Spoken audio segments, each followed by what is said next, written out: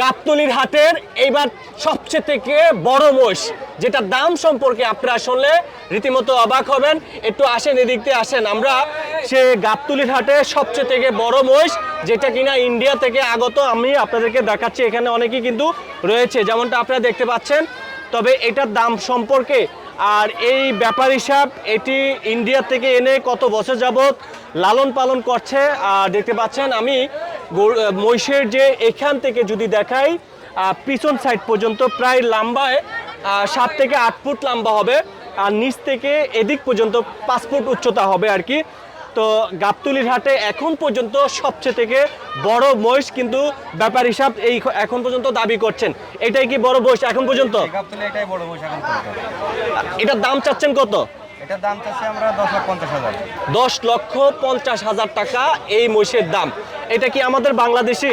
না, এটা ইন্ডিয়ান। এটা 2 বছর আগে ইন্ডিয়াতে আনা হয়েছে, 2 বছর ধরে লালন পালন করছি আমরা। এটা হচ্ছে ইন্ডিয়া থেকে এনেছে ব্যাপার হিসাব, উনি 2 বছর যাবত লালন পালন করেছে। তারপরে কিন্তু এবার গাবতলীর হাটে কয়টা মহিষ নিয়ে আসছেন?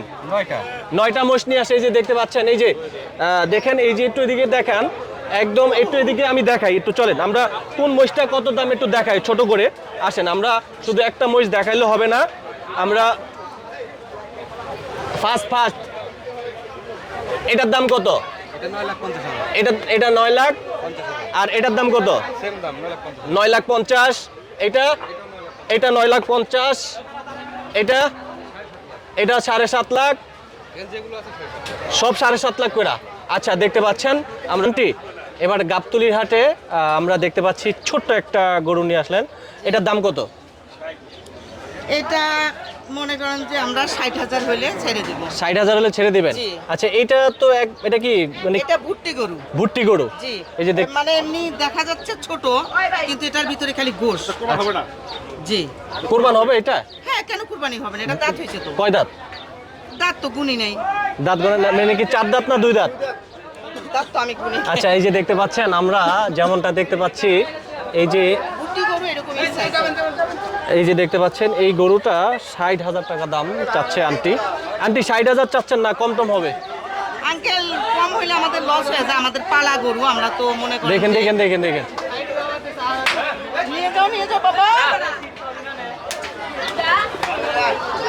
ধরো আমরা গরু এগুলা খড় ভুসি ঘাস খাওয়াই, এগুলারে আমরা লালন পালন করি। এগুলো আমরা মনে করি কোনো ফিট খাওয়াই না, আর আমরা বাইরে থেকে কিনি না।